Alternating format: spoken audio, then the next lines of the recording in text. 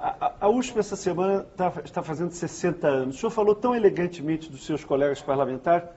Como é que estão os seus colegas na universidade? Quer dizer, a universidade preserva ainda alguma missão crítica ou ela, depois da resistência à ditadura, ela perdeu o vigor? Eu só queria completar, a partir dessa pergunta. O senhor disse que o senhor foi para a classe média quando entrou na USP. E que USP vai para o poder? Uma USP crítica, uma USP... Mas é a USP que vai para o poder? Mas que USP? Não é a USP que está indo para o poder. Não? É preciso tirar essa confusão da cabeça de todos. Quem então está indo para o vamos poder é o Fernando Henrique Cardoso, com o apoio de alguns uspianos. Na verdade, para responder respeitosamente ao meu colega Paulo Sérgio Pinheiro, a USP não perdeu todo o seu conteúdo crítico, mas perdeu uma grande parte da sua potencialidade de resistência.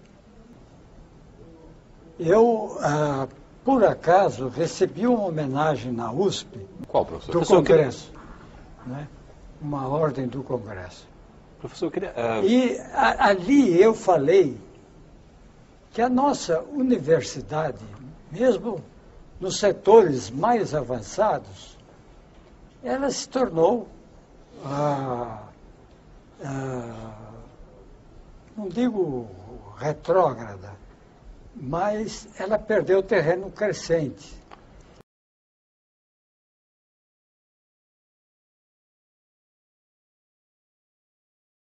Como é que o senhor vê esse regozijo dos intelectuais com relação à presença do Fernando Henrique no poder? Os intelectuais, em um país como o Brasil, estão sujeitos a ilusões, a esperanças. Isso é geral. Toda a população brasileira está movimentada por esse dínamo, não é? Sendo que uma grande parte desses intelectuais que lideraram as manifestações de solidariedade são amigos íntimos do Fernando Henrique Cardoso. Professor.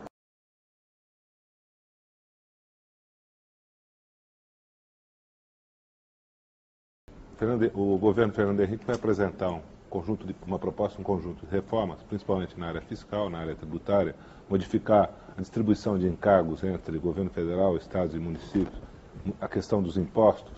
Certo? E tem dito, vários assessores do presidente têm dito que esse conjunto de reformas imediatas é essencial para fazer uma reforma do Estado e para que ele comece a voltar para enfrentar a questão da miséria, a questão da educação, voltar para atividades fim. Como é que o senhor vê essa necessidade dessas reformas? Como que o senhor acha que deve ser a posição do PT? E qual que deve ser a decorrência disso em termos do novo papel do Estado? Eu acho que os grandes movimentos nascem na sociedade civil e não no Estado. Agora, certas reformas do Estado podem ter um grande impacto sobre a sociedade civil.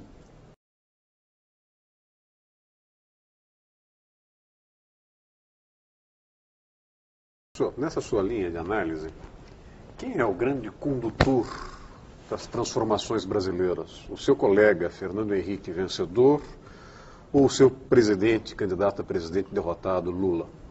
Nenhum dos dois. É preciso, não sei, eu vou fazer uma pergunta. Por acaso leu Ideologia e Utopia? De Marx e Engels? Acho que leu. Se leu, deve ter passado por um trecho muito denso e esclarecedor para a época sobre a sociedade civil e de onde vêm as grandes mudanças sociais. É claro que o Estado tem de se reformar. Não é possível que a sociedade se transforme se o Estado não corresponder a essas transformações.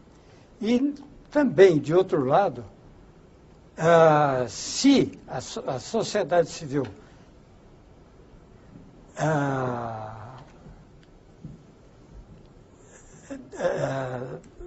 se mantém rígida diante de um Estado que se transforma vigorosamente, há o risco de uma revolução ou então de uma crise muito profunda. Essas coisas estão em interação dialética. E é muito, eu acho um simplismo ficar pensando que uma pessoa faz a história.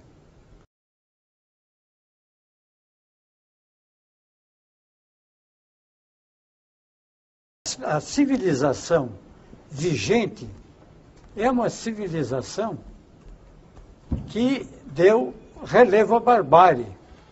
E nós pensávamos que, pelo menos os iluministas pensavam, que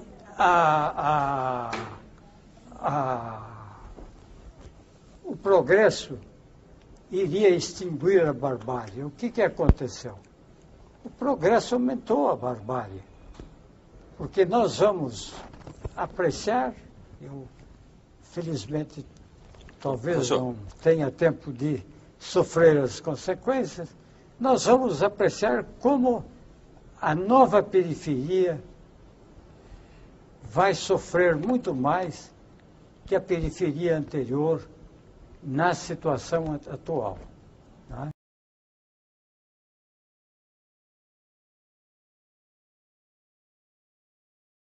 O senhor acha que os partidos que sempre estiveram em objeção a qualquer reforma estrutural no país, por exemplo, o PFL, o senhor acredita na regeneração do PFL? Vários dos nossos colegas acreditam piamente que as forças centro-direita e a direita estão agora preparadas efetivamente para apoiarem uma decidida reforma tributária. O senhor acredita nisso?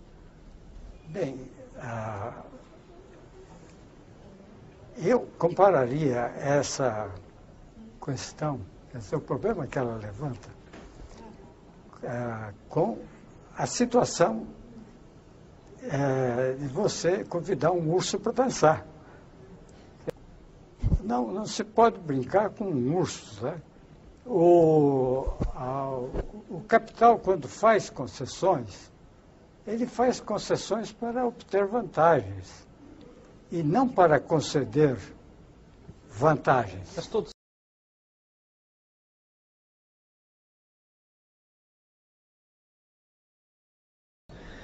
E o senhor também declarou que a pobreza está aumentando, chega a 25% da população em nível de pobreza nos Estados Unidos, que são país líder do capitalismo. Aí a minha dúvida teórica é, se está aumentando a pobreza, por que pela democracia os mais pobres não ganham o poder nos Estados Unidos ou na Alemanha? Essa questão nos Estados Unidos é conhecida, não sei se já leu, Wright Mills discutia a ambiguidade da democracia norte-americana pela existência de dois partidos que, de fato, defendiam os mesmos objetivos finais. De maneiras diferentes.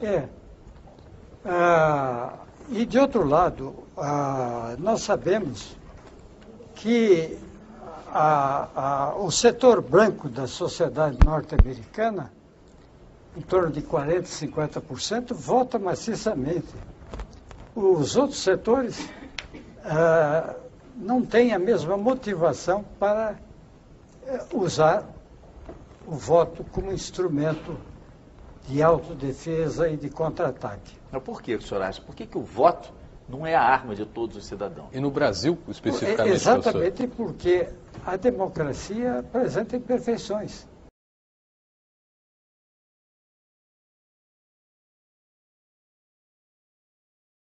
No Brasil, quais seriam, professor, essas imperfeições aqui no Brasil? Elas são muito maiores. Nós não podemos negar que no Brasil nós tivemos um progresso notável. Quando nós consideramos que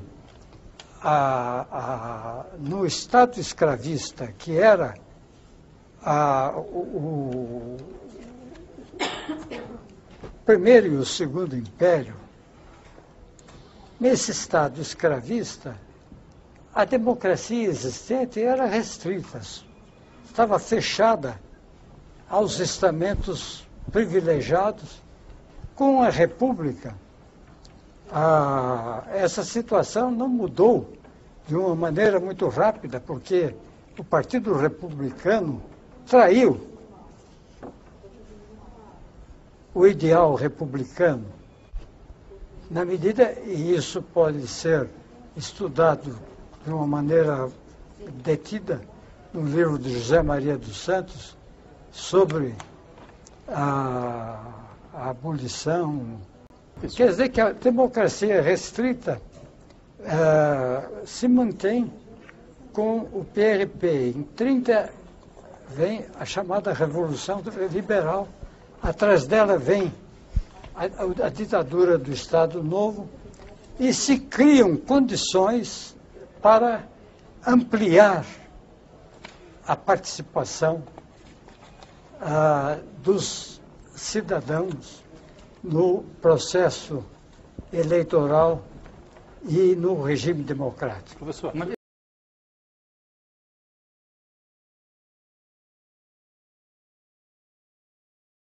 Eu, tendo em vista as condições brasileiras, apesar do fisiologismo, do clientelismo, do paternalismo que existe em vastas regiões de todo o país, apesar de tudo, eu acho que o voto obrigatório é como a nossa escola primária. Ela pode ser pobre, mas ela presta um serviço ao país. professor, O voto obrigatório, pelo menos mostra à pessoa que vota que ela tem uma importância. Professor Florestan Fernandes, professor, nosso tempo está esgotado.